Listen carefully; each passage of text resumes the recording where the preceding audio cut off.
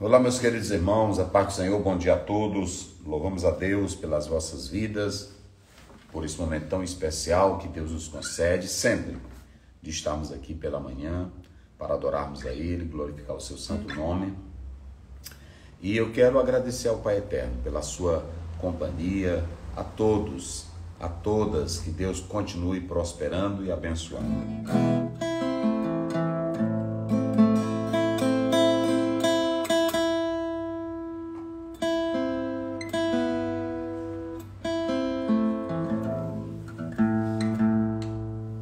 Vamos lá. No mundo murmura-se tanto entre os que cristão dizem ser, em vez de louvores a pranto, num lugar de poder. Murmuram assim no deserto, em mar Israel murmurou. Oh, não vê que Deus está perto, jamais seu auxílio deixou. Em vez de murmurares, canta um hino de louvor a Deus. Jesus quer te dar vida santa, qual noiva levar-te para os céus. Tu vives, irmãos, murmurando, tal como um escravo do mal. Se Deus tua fé está provando, tu não tem razão para tal. Deus castiga aquele que ama, de ti também não se esqueceu. Qual Pai amoroso te chama e cuida-se do que é seu. Em vez de murmurares, canta um hino de louvor a Deus. Jesus quer te dar vida santa, qual noiva leva-se para os céus. E mesmo se as ondas rugirem no revolte grave e o mar, os céus poderá se abrirem se um hino a tua alma cantar. Não temas cilada e nem morte, pra cima tu deves olhar, por leme segura bem forte, até a luz do céu raiar. Em vez de murmurares, canta um hino de louvor a Deus.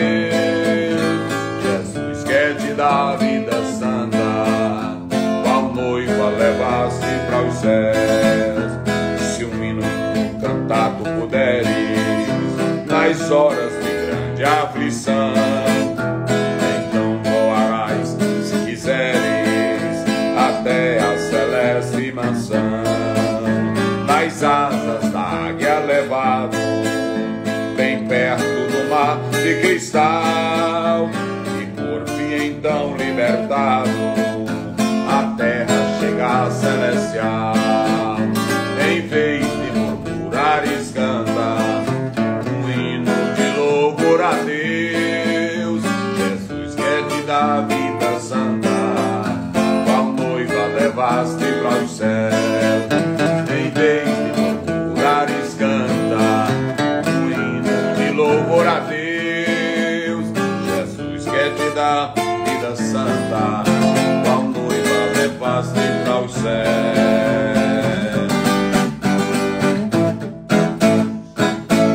Eita, glória a Deus, glória a Deus. Muito bem, meus irmãos, nós vamos ler agora Êxodo, capítulo 16, verso 10. Nos diz assim a palavra do Senhor. E aconteceu que, quando falou Arão a toda a congregação dos filhos de Israel, eles se viravam para o deserto, e eis que a glória do Senhor apareceu na nuvem. Meus irmãos, nós ainda vamos chegar no verso 11, que fala que Deus vai providenciar tanto codornizes, como também o maná que vem do céu. Nós já falamos que esses dois alimentos serão providenciados pelo poder sobrenatural de Deus. É muito interessante a gente lembrar isso. Quando nós lemos Números 11:31, aparece novamente codornizes, mas note que ali já é um outro episódio que está se falando depois da lei. Aqui nós temos um relato claro do milagre que Deus vai fazer para providenciar pão para essa gente. Mas há uma coisa que eu quero hoje falar com cada um dos irmãos, especialmente os líderes, pastores, mas no geral, para cada crente que enfrenta crítica, murmuração, ataque de pessoas, que convive com pessoas que vive dirigindo palavras contra a sua vida, contra a sua liderança, murmurando, até aquele marido que murmura direto da esposa na casa e assim por diante. Então eu quero falar sobre isso e é muito importante essa palavra de Deus hoje para vocês. Como sempre, é a palavra de Deus, mas a cada dia a gente vai dando detalhes para incrementar melhor a nossa vida espiritual de intimidade com Deus. Vocês observaram que enquanto Moisés... Isso aqui é duro, gente. Isso aqui eu estava meditando hoje pela manhã e vendo... Olha, vocês já imaginaram? E aconteceu que falando Arão a toda a congregação dos filhos de Israel, sabe o que eles faziam? Eles viravam o rosto. Essa congregação, ela nem ligava para Moisés e nem ligava para Arão, aqueles que tinham espírito de murmuração. Você já imaginou estar falando com alguém e a pessoa virar o rosto, a cara para outro lado? Pois foi assim que eles fizeram. A Bíblia diz que falando Arão, eles viravam o rosto para o outro lado. Falando Moisés, eles não faziam conta do que Moisés falava. A prova é que eles, uma vez não aguentaram e se levantaram contra Arão e Moisés e disseram: vamos escolher um novo líder para que vá à nossa frente. Vamos voltar para o Egito. Às vezes você diz assim: eu sou pastor e ontem eu falei com o irmão não me deu as horas. Falta de respeito. Aí o pastor quer bater boca. Não faça isso. Não faça isso. Aí eu falei tanto ontem, conversando com meu marido, ele não deu as horas e etc. Você vai se gastar, não vai mudar. Só tem um caminho. É você confiar em Deus. A Bíblia diz que Arão estava falando. Olha aí, gente, eu vou ler aqui de novo para vocês. Olha.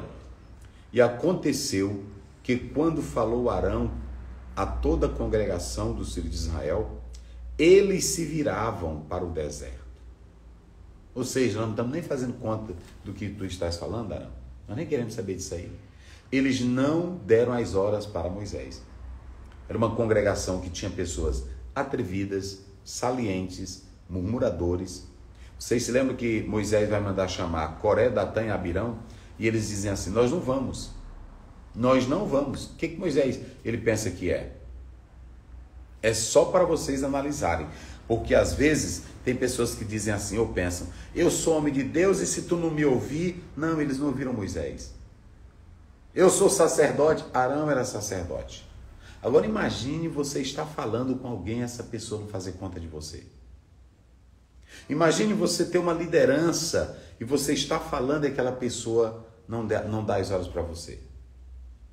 Deixa eu te dizer, quem é rebelde, quem não respeita pai, quem não respeita mãe, não vai respeitar a sua liderança. Não vai respeitar um pastor. Não vai respeitar um dono de uma empresa. Tem pessoas que não se firmam na empresa porque já tem um espírito de rebeldia. Ele é rebelde em qualquer lugar que ele for, ele é rebelde. É a índole dele, é o pecado dele.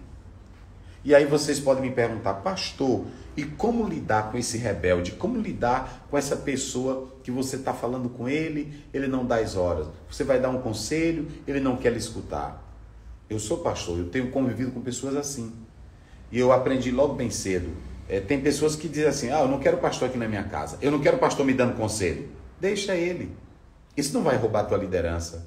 Isso não vai tirar a tua autoridade pastoral. A tua autoridade não está na negatividade dele. A tua autoridade está em Deus. A tua autoridade está no bom trabalho que você faz. Moisés era um homem de Deus.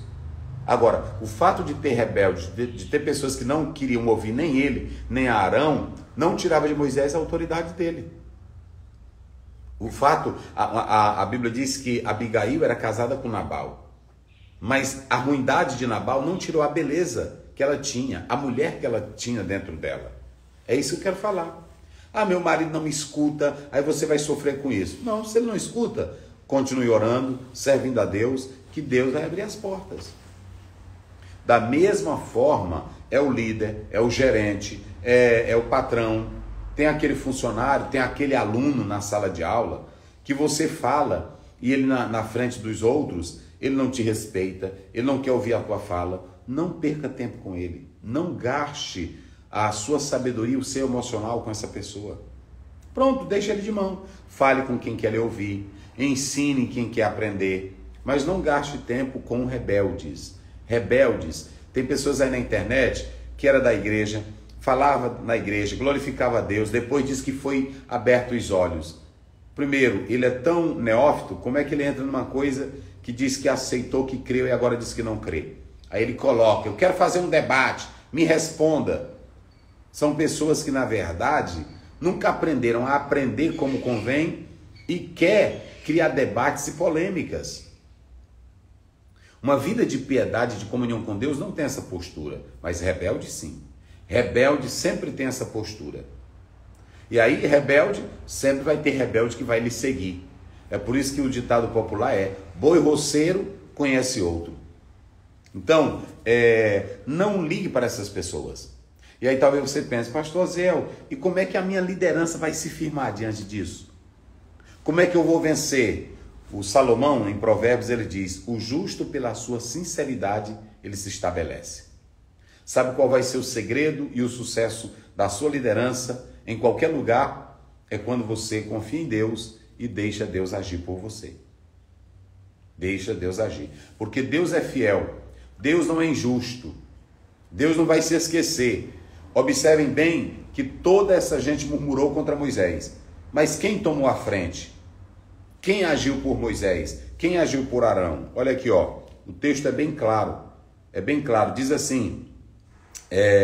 E aconteceu que quando falou Arão a toda a congregação dos filhos de Israel, e eles viraram o rosto para o deserto. Agora vem o mais lindo. E eis que a glória do Senhor apareceu na nuvem. Sabe quem vai lutar por Moisés e Arão? Sabe quem é que vai intervir nisso aqui? É Deus. Não precisou Moisés, não precisou Arão, o próprio Deus entrou em cena. Deu para entender agora? Então, quando alguém começar a criticar a tua liderança, a criticar você, não perca o equilíbrio. A falar mal de você, não perca o equilíbrio. Seja crente, mantenha a tua comunhão com Deus, a tua sinceridade, segue os teus passos, segue os teus caminhos, porque quem vai cuidar de você é o Senhor. E sabe como é que Deus vai fazer? Ele vai tirar todos os murmuradores, todos os rebeldes, todos os faladores do seu caminho. Como ele vai fazer isso? Do jeito dele. Se a pessoa não se arrepender, ele mata. Se a pessoa não se arrepender, ele vai deixar ela doente. Porque é a lei da semeadura. Quem planta rebeldia, colhe rebeldia. Quem planta ódio, colhe o ódio. E a Bíblia diz em Gálatas 6,7, de Deus não se deixe escarnecer, porque aquilo que o homem semear é o que ele vai colher. Então, é o caminho, é a lei. Não revide, não bate boca, não vá para a internet, não vá atrás dessas pessoas. Deixa com Deus. Deixa com Deus. Se ele fala tanto de você, amanhã Deus vai levantar alguém para realmente falar mais dele. Amanhã uma situação pior vai acontecer contra ele, contra ela. Por quê? Porque na verdade quem cuida da minha vida e da tua vida é Deus. Agora, quando você está em comunhão, quando você é sincero, quando você não anda falando mal de ninguém, quando você não guarda ódio no coração, quando você não tem espírito de vingança, quem vai te defender é o Senhor. É por isso que lá em Romanos 12, me parece que é o verso 19, está escrito, olha o que diz a Bíblia, acompanhe comigo, 12, 19, não vos vingueis a vós mesmos, amados, mas dai lugar à ira, porque está escrito, minha é a vingança, e eu recompensarei, diz o Senhor. Então, quem é que vai recompensar? É Deus. E Deus não é injusto para deixar uma pessoa que vive falando mal do servo dele, mal da serva dele, Então deixe com Deus, pode deixar. Eu creio no poder de Deus, eu creio. E eu creio que além disso tem a causa, que a própria natureza explica, a lei da causa e do efeito. Não tem como. Então, queres um conselho meu? Deus é quem te defende, Deus é quem luta por você, Deus é quem entra na tua batalha.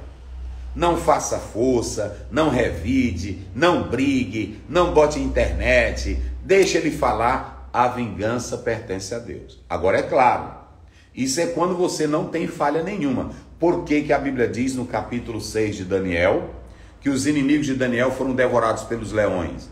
Viraram lama na boca dos leões. Sabe por quê? Porque a Bíblia diz que eles procuraram falhas em Daniel, em tudo, e não acharam.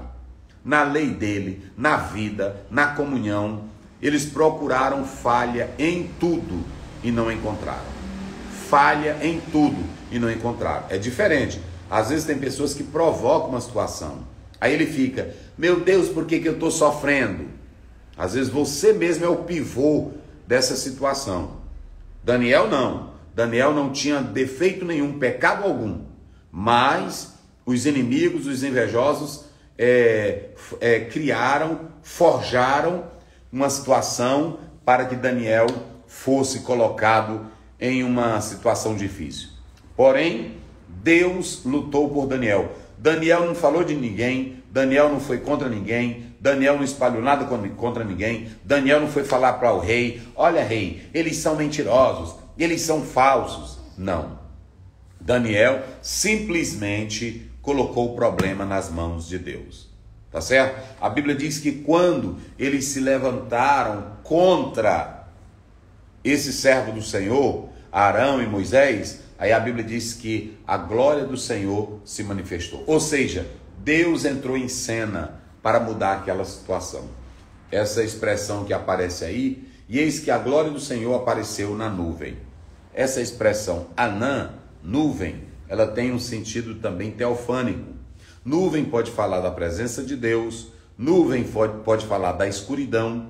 Inclusive, quando você lê a própria palavra do Senhor em Êxodo 13, 22, essa expressão nuvem, ela fala também de infinitude. Então você tem escuridão, você tem aí na palavra nuvens, você tem tempestade, e tudo isso está falando de coisas misteriosas. Então essa anã, essa nuvem, ela fala da presença de Deus. Deus manifestou a presença dele naquela hora para defender o seu servo. Escute aqui, homem de Deus, escute aqui, mulher de Deus. Deus é quem vai te defender. Deus é quem vai te proteger. Pronto. Ele é quem vai na tua frente, ele é quem vai te dar vitória. Confie em Deus. Deus é quem batalha as tuas batalhas. É isso que é importante. E eu quero dizer uma coisa para vocês aqui. Quero dizer uma coisa muito importante para todos que estão aqui. Quando você lê essa expressão nuvem, fogo, vento no Velho Testamento, apontam para as coisas misteriosas. Por isso que elas representam Deus. Até dentro do campo filosófico, que eu não vou entrar aqui no detalhe, em um grupo de filósofos chamados pré-socráticos, eles abordaram a essência da vida no fogo, na água, no vento, falando da vivacidade. Mas eu não vou falar sobre isso. Agora, essa expressão fogo, nuvem, ela era uma forma de explicar a natureza de Deus no Antigo Testamento. Agora passou no Novo Testamento, Deus não precisa mais nem de nuvem, nem de fogo para revelar a sua glória, nem de tempestade. A mais perfeita revelação já aconteceu. Está em Hebreus capítulo 1, verso 1 e 2.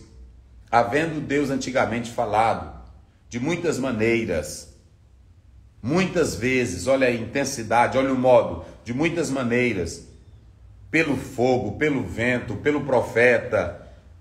Agora hoje ele nos fala pelo seu Filho. A revelação perfeita agora é Jesus. Nós não precisamos mais de culto de nuvem ou com nuvem.